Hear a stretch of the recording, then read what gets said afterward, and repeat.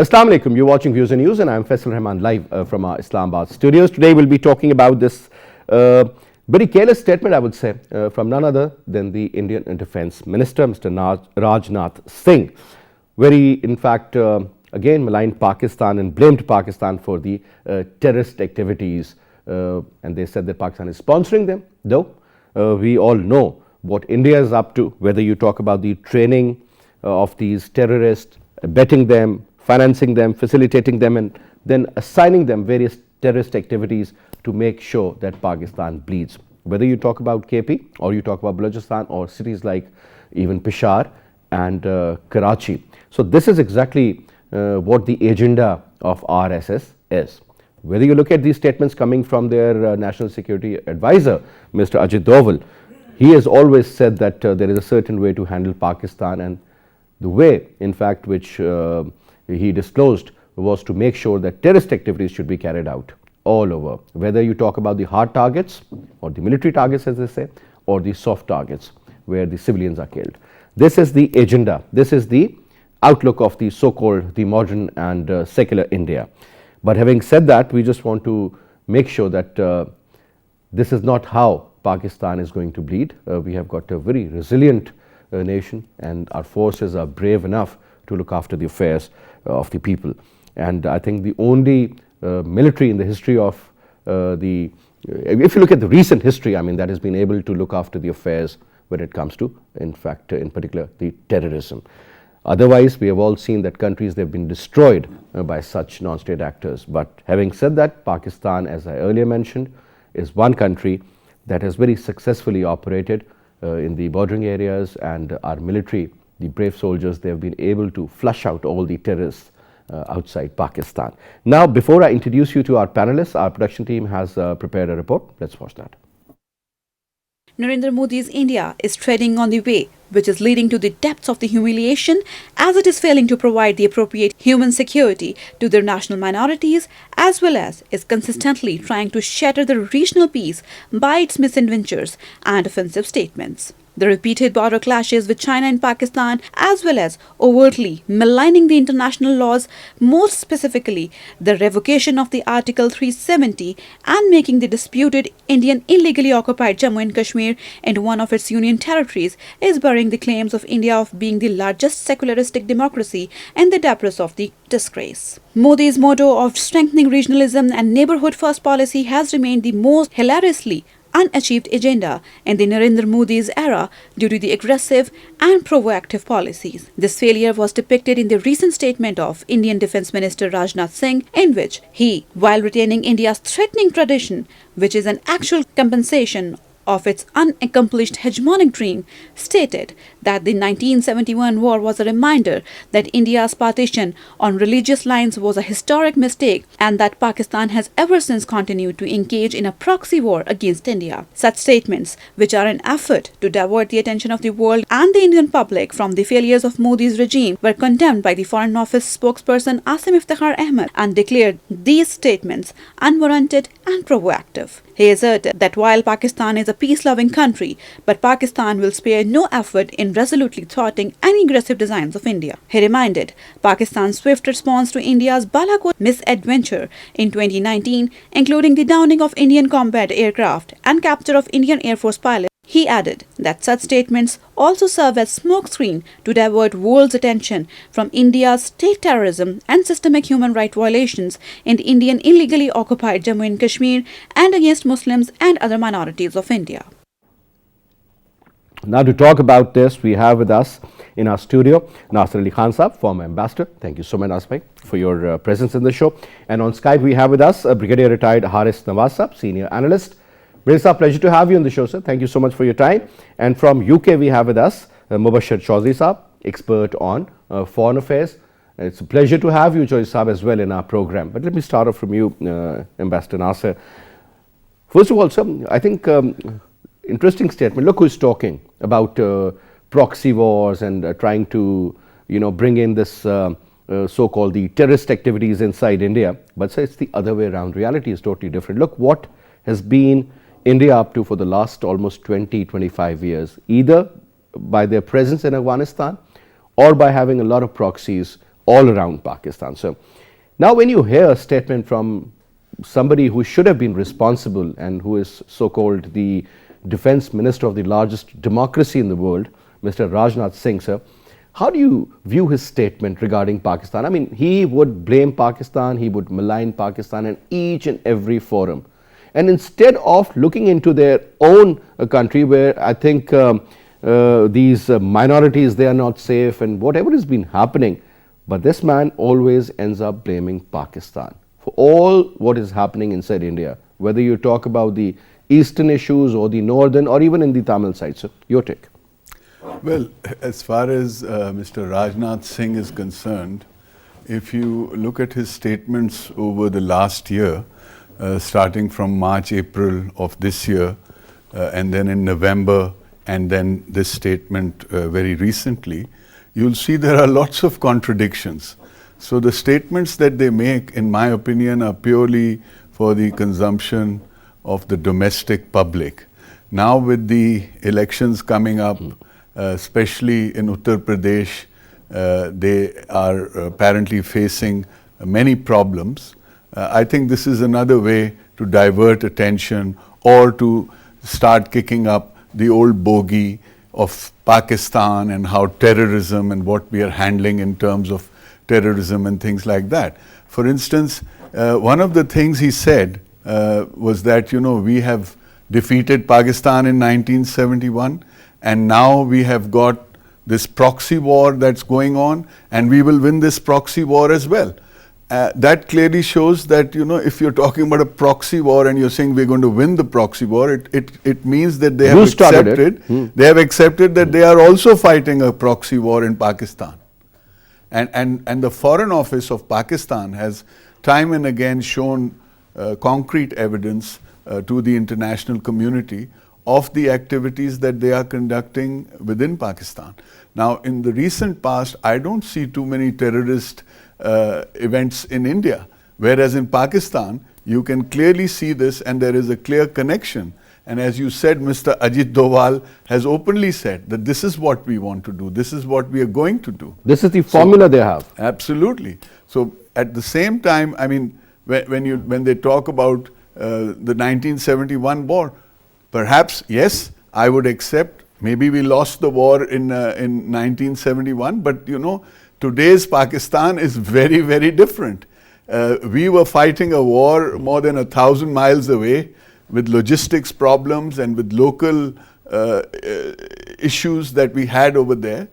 So, you know, that's a different story of a different time. We were not losing on all the fronts. We were actually winning on in the more than half. Western, yeah, in West Pakistan. There's no doubt. But what I'm saying is, and then at the same time, there's another statement from him that says that India has never ever gone into another country or attacked another country. Well, the whole world knows what happened been up to in Bangladesh. In East Pakistan. You know, it was first they went in with out of uniform, helping the Mukti Bahini as advisors, and then finally they found an excuse to bring their army in. So I mean, there's a lot of contradiction in his statements, and I personally feel that this is a lot of rhetoric meant for the consumption of the domestic Indian public. You know? And you're absolutely right when you talk about UP, sir, which has more population than Pakistan, and the elections are so near. And I still remember when Prime Minister Modi, in fact, inaugurated a road around 350 kilometers long. It started from Ghaziabad all the way down to Lucknow, and that road wasn't even complete. Just to make sure that there was a lot of hue and cry over this particular, decision to open it up, and they wanted to show that the jets can land there. Even his own C-130 landed there on the strip.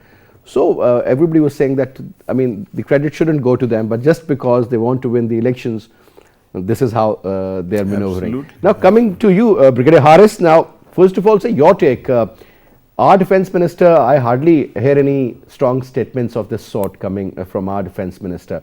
Perhaps the Chief of Army Staff would say, or the Foreign Office, or the DGISPR. But so one thing is for sure. Their own Prime Minister, Narendra Modi, accepted when he was visiting Bangladesh and he was addressing the students in Dhaka University and said, I was a part of RSS and I was the one who should be awarded, because I made sure that Bangladesh is created. So perhaps he, even at that age, was a part of that campaign. And he is not the only one. I think all these hardliners, these hawkish people who are in fact a part of his cabinet, they are almost, following the same lines. Your take, sir? Actually, we don't give any importance to these statements because that was a political reason we all know, and the logistic reason, and then the Indian whole army was there, and when Pakistan was stuck with no logistic supports, they had blocked and they had told no aircraft will pass on even sea or air. So these were the problems the Pakistan faced, and that is 50 years have gone. Pakistan has moved forward. We have the best of army. We have the battle-hardened army. We have proved on to 2019, 27 February, what the hell we did with Indian. I think they should have no back. The problem is that whenever they give such statement means they want to divert the attention of the people.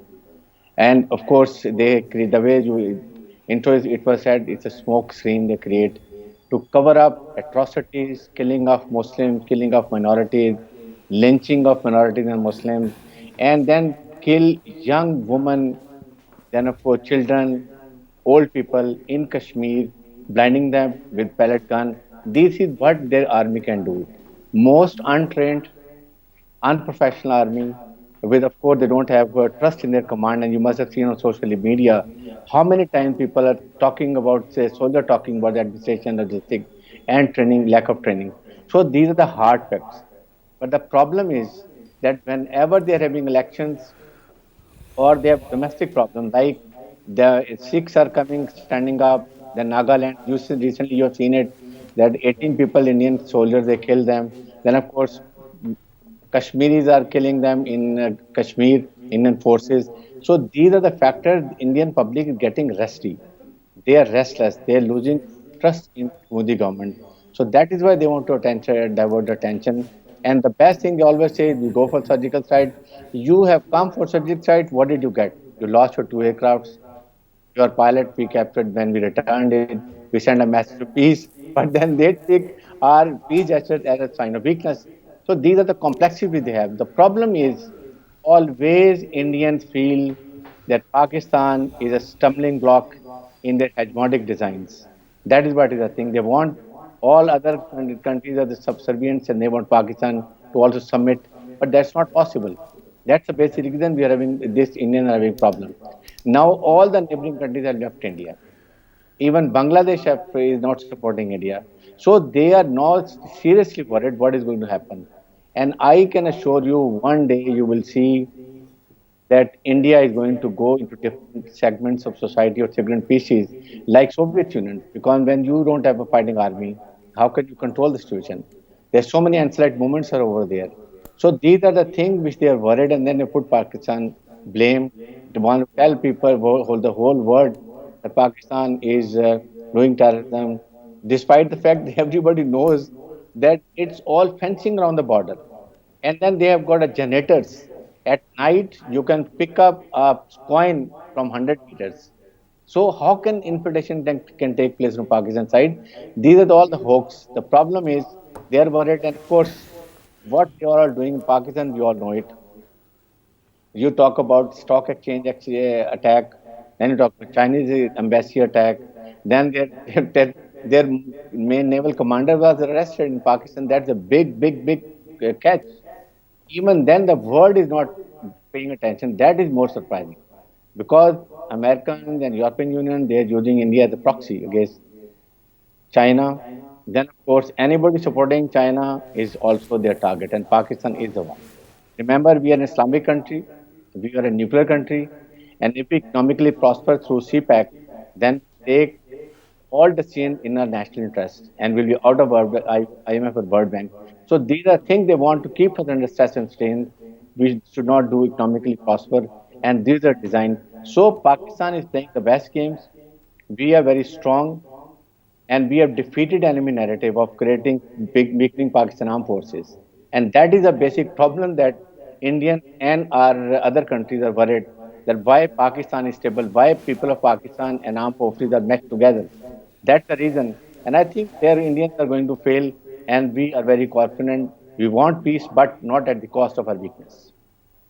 It makes a lot of sense. Now, Ambassador, we all know what happened in 1984, why Indira Gandhi was killed. Before that massacre inside the Delhi. Golden Temple, and it is believed that around 2,006 were killed, brutally, including children and women and elderly. The tanks were called in. I mean, you can well imagine the kind of issue that was. Sir, you talk about Kashmir. Whether the Indians admit it or they don't, it is an issue, will remain an issue unless and until the legitimate right of the Kashmiri people to self-determination is given. So you go down further in the south, there are issues. Sir. Those people are totally disconnected. They say that we don't even know what sort of decision making is being done in the north. They call it north. Delhi is north for them. So let's talk about the east. Let's start off from areas like Assam. We all know what happened there, especially when the Muslims were targeted. And it is the second largest state when it comes as far as the Muslim population is concerned. Sir, Manipur, we all know the people who are in exile in UK, they are asking for a separate homeland. So you talk about Assam, you talk about Bihar, you talk about Bengal, the chicken neck, the sister states on the east. I mean, there are issues, sir. And now it is very, very clear that India, I mean, for them, just to make sure that, this entire India should remain intact, that is going to be an impossible task for them, sir, if the same, attitude continues against the minorities, in particular, the Muslims, even the Christians, the Sikhs, the Jains, and you name it. But sir, they still believe that they are the secular kind of a country where there is, equal representation when it comes to the minorities also, which is not correct. Having said that, sir, how many Muslims do they have in their main cabinet who are taking the decisions? They are all Hindus and extremist and hawkish people. So this attitude of Narendra Modi, sir, has actually let him win the second election and with a huge margin.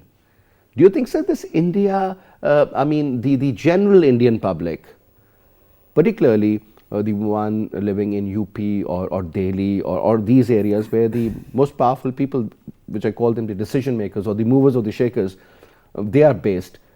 So will they be able to live like that, or do you think these fault lines could be exposed any moment? And that is going to be a problem and a half for India, which is a nuclear state at the end of the day. Well, when you say that they think that they are secular, I think they know very well they are not secular. This is the image that they like to project to the rest of the world. It is very clear that it is increasingly becoming a fascist government. And I don't think they realize, as you said, the disgruntlement and the fear and all amongst the minorities. Also, I'm not sure whether they realize how detrimental this is to their image abroad. All this news now, no matter whether you want to suppress the events in Kashmir or the sort of atrocities committed against minorities, Muslims as well as Christians, due to the social media, these things always get out, and they don't seem to realize, or they simply don't care. They have other priorities. But it is a fact that in Europe and in North America, the image of India as a great democracy is certainly suffered a great deal. Now, when you come to what exactly could happen to the fault lines, it is totally possible that things could go awry. So, because see what happened in Nagaland. 15 Yes. innocent people were killed, so many were Yes. injured. And the story was, And then, with the economy under stress, there is a lot of inflation with COVID. They haven't been able to control it properly. All these things are stresses that contribute to this sort of situation. But, at the end of the day, it is a government that tries to play upon the fears and the bigotry and the discrimination or the racism of the ordinary man. When you're a poor person and you're finding it difficult to get by, you're looking for somebody to blame, and the government tells you that it's so and so and so and so, so that your attention gets diverted from your problems, and you start looking at the racist aspect. You try to blame some minority for find a scapegoat. They play on this sentiment, and as their elections get nearer, they do it more and more. Now that is absolutely obvious now, the gimmick basically. Now we've also been joined in by Mubashar Chaudry Sahab, expert in foreign affairs, and he's joining us from UK. Thank you so much, Sahab, for your time. Thank you, Faisal, for having me. So since we are talking about these, blames coming in from the Indians, and in particular from their Defence Minister, Mr. Rajnath Singh, and he's always blaming Pakistan for the proxies, but the actual story is the other way around. They are the culprits, and they are making us bleed by sort of facilitating these terrorists hiding inside Afghanistan. All these non-state actors, whether they are the members of Daesh or ISK or Al-Qaeda for that matter, and they are being, or TTP in particular, and certain factions of certain other religious groups as well. Now, can't the world see that's the way we have sacrificed throughout that time period when we were a part of that so-called the war on terror, and India was in fact strengthening their base in Afghanistan, and that's how they were able to operate inside Pakistan.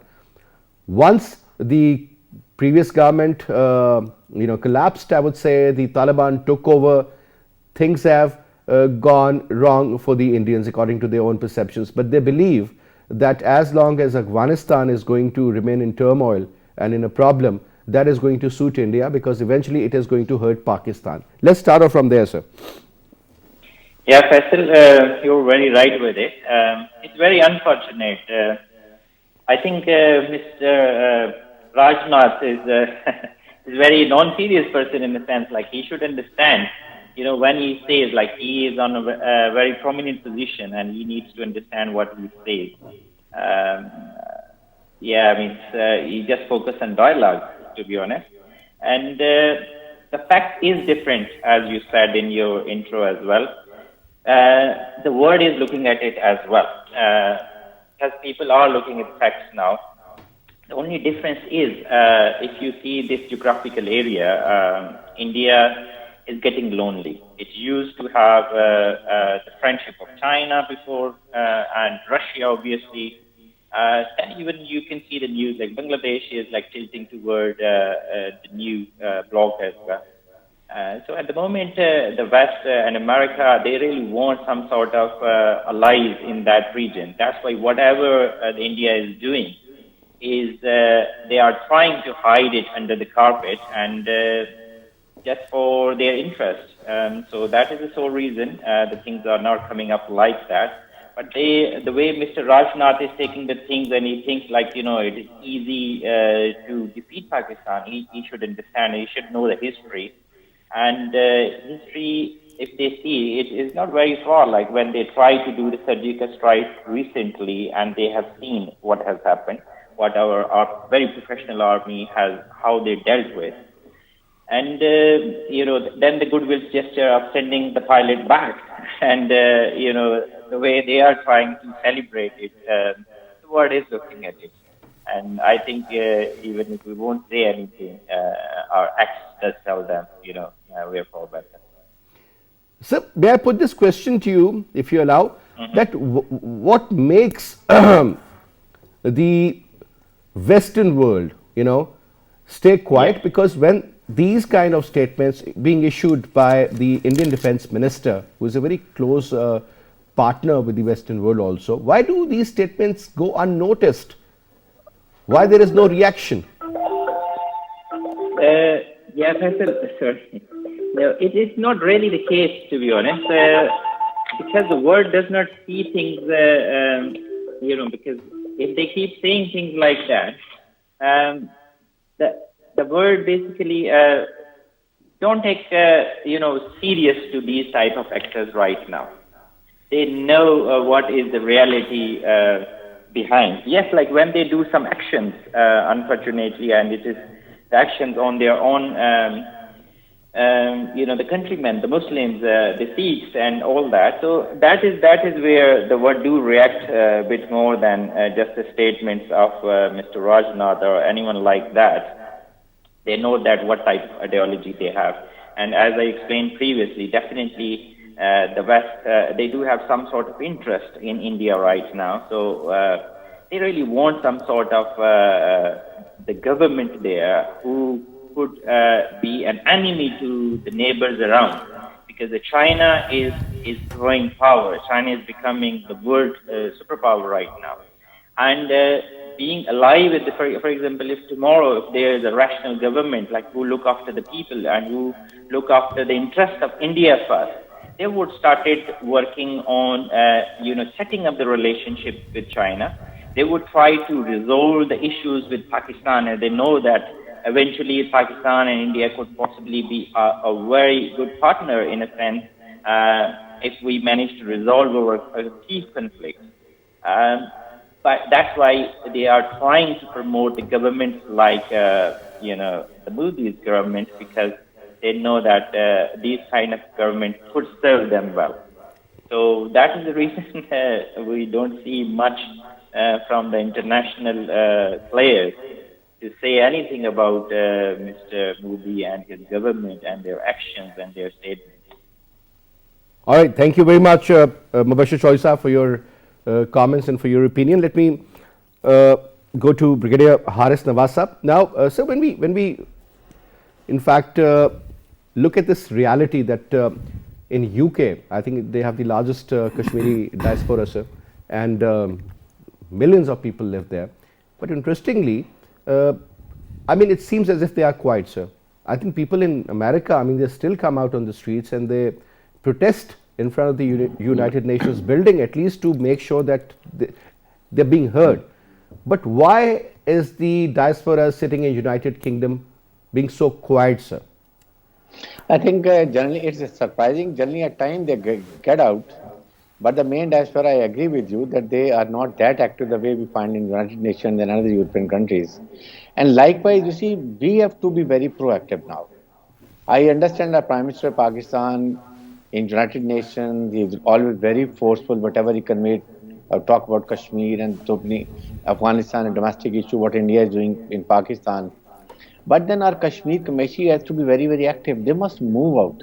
Our senators, our MNAs who have good communication skills, it should be made team, and then they must go out and tell the world and go to UK and tell the people what they part have to play. You see, somebody has to be harmonize their efforts, and that Pakistan when say that we are the voice of Kashmiris, then we have to take a bit extra step also.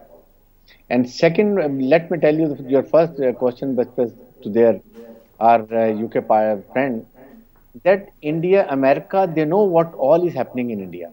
Everybody knows it, what happened. They are monitoring it. They are noting everything. But they are looking other side. The reason is very clear. They made a quad group, Australia, Japan, India, and of course the United States.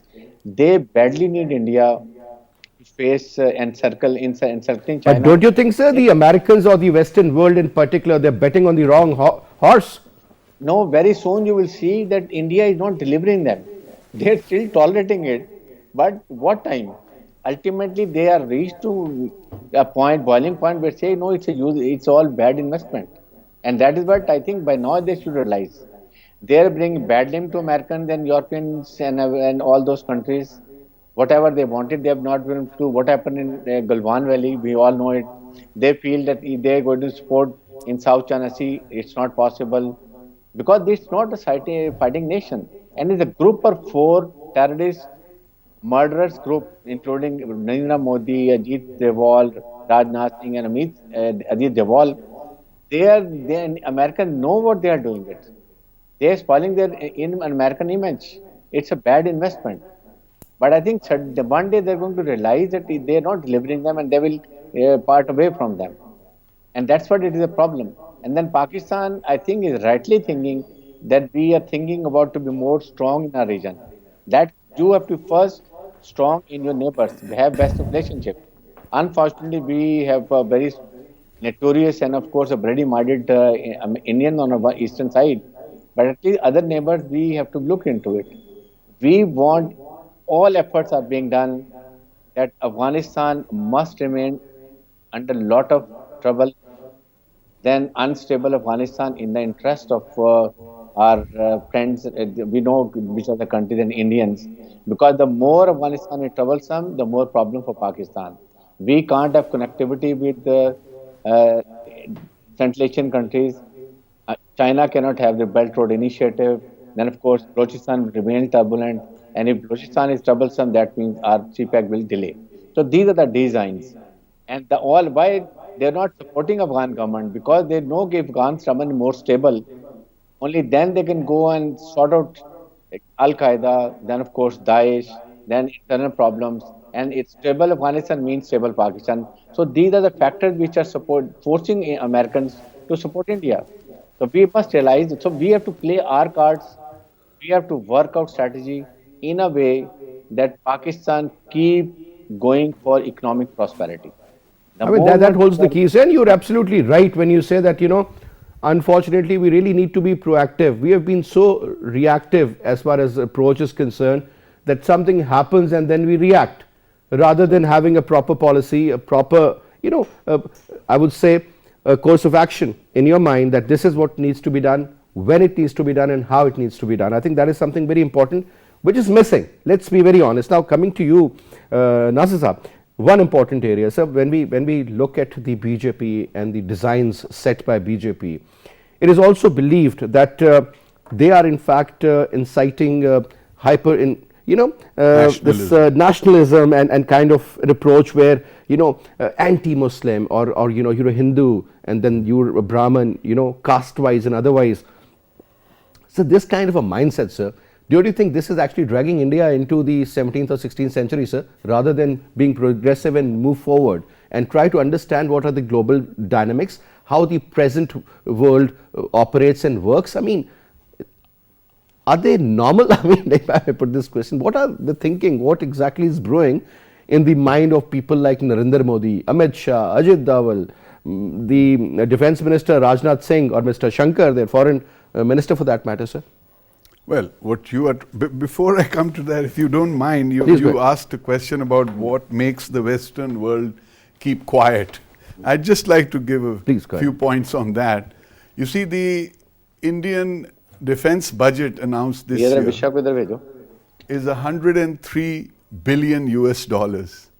Highest ever. And the Rafale deal influences a lot of what is happening around Europe because the Swedes are interested in selling their Gripen jets. There's the Eurofighter. The Americans have offered them an F-21 version. So this is all about cash and Mr. Warbucks. It's very unfortunate that when South Asia was becoming nuclear armed, there was a lot of protesting from the West. But now the West is very keen to sell all kinds of conventional weapons because once you are nuclear, the balance now tips whether in favor of those who would have better delivery systems and better defense systems. For instance, recently you may have read India is interested in purchasing the S-400 missile defense system. This can cause a lot of friction with the United States. They do not want India to have this system. But at the same time, all Western powers are trying their best to sell as many arms to India as possible.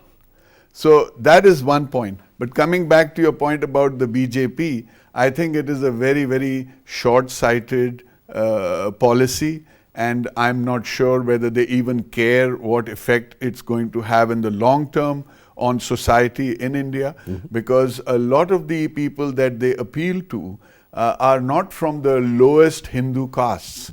Those people are also being discriminated against, the Dalits, the so-called Shudra classes or whatever.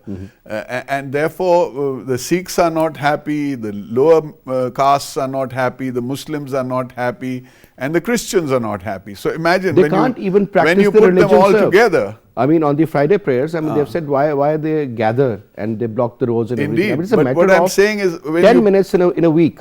yeah, but when you put them all together, they might be in an overwhelming majority compared to the people, the higher caste Hindus that these people are trying to appeal to. So at the end of the day, there's bound to be not only friction and polarization, but in many ways, the economy and the security of India is Now, sir, definitely... the way we saw, Nasir Saab, during the previous elections in the United States of America, there was a clear-cut divide. I mean, absolute division within the American society, that polarization you're talking about, and that was something which people were really afraid, and people were blaming the former President Donald Trump for that. But don't you think, sir, India is in fact at a verge of that kind of a division? Indeed. Or it has already happened? Well, to some extent it has happened. Unfortunately, in many parts of the world, you see when there is economic stress, people look towards more authoritarian rulers. So whether it is in Hungary or in the United States, these kind of ideologies are gaining ground. But again, as I said, it's something where people who are under stress or who are not doing too well are very prone to look for somebody else to blame, whether it is the government or it is some minority, as in the case of Brexit and Britain, you know, they started blaming the Eastern Europeans that would come and take their jobs. So, you know, this sort of thing is on the rise. But as far as the United States is concerned, there has been a divide there even before Trump. It's just that it was not on the surface. People were not expressing it publicly. If there were any biases or any discriminatory they were not that obvious. They were not obvious. They would not talk to you if you were to take a public poll. But when they went to the polls, somebody who appealed to this sentiment, they quietly voted for him. And that is how this came about. Now, there are lots of ways in which today's modern politics is influencing the elections. So you must have heard about Cambridge Analytica and how people look at your social media behavior and realize what is it that within yourself you are thinking about, and then to actually say those things in public to appeal to that kind of vote bank. So whether it is the evangelist Christians or whether there are whites who fear that their majority is under threat with all the Latinos, the Mexicans, and the people coming into the United States from abroad, or whether it is just people who are worried about the economy itself. You see, so you play on that and you sometimes say things that sound really bizarre, but there are so many people who are so keen to actually hear that. And even if they will not express it openly, because it may be a racist sentiment, it may be an anti-immigrant sentiment, but when they go to the polling booth, then they express themselves. And as a result this is exactly of what that, has happened. Yeah, as a result of that, on the one side you have the very conservative who are moving more towards conservatism, and then you have the liberals that are also to some extent being discredited because, and then there is the new trend of the so-called socialists. They talk about the top 1% of people having like 80% of the wealth and stuff like that, and how we need to tax the rich. So that there is this extreme kind of... There's a deep division Yes. within their own society. Now, so, Harissa, one important question. I mean, since Nasir Saab was just talking about this deal that Mr. Bipin Rawat, the former CDS who recently passed away in a tragic helicopter crash, I mean, he really wanted to, in fact, make sure that the Indians should buy that S-400 missile system, and that was supposed to be much advanced than the one which the Chinese have.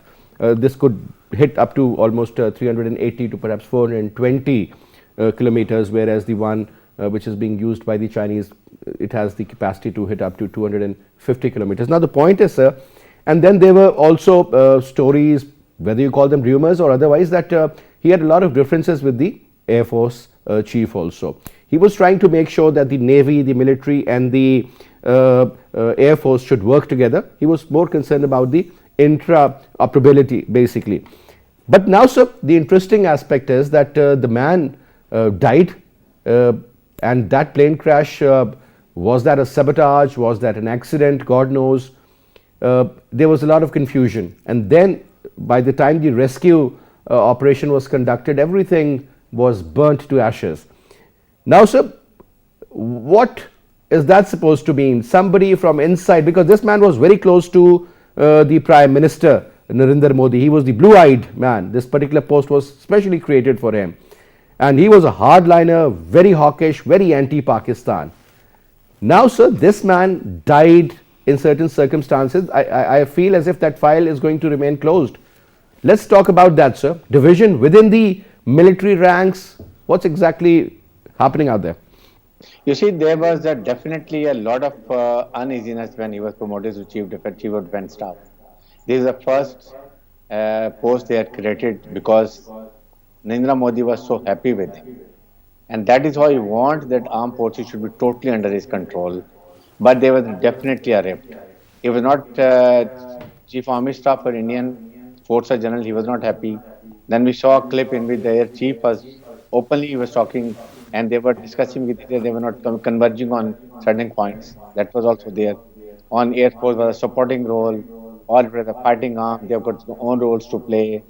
Likewise, and then of course the way you have talked about S-400 missiles, that was a big issue because Americans were not happy. They were forcing India to cancel the deal.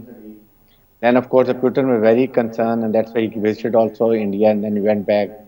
It was almost a deal done, and the biggest supporter was Rehman Rawat. And that is why there is a conspiracy theory. There can be some conspiracy. He was killed because now the S-4 deal might be going on in the background. It's not. It doesn't come through.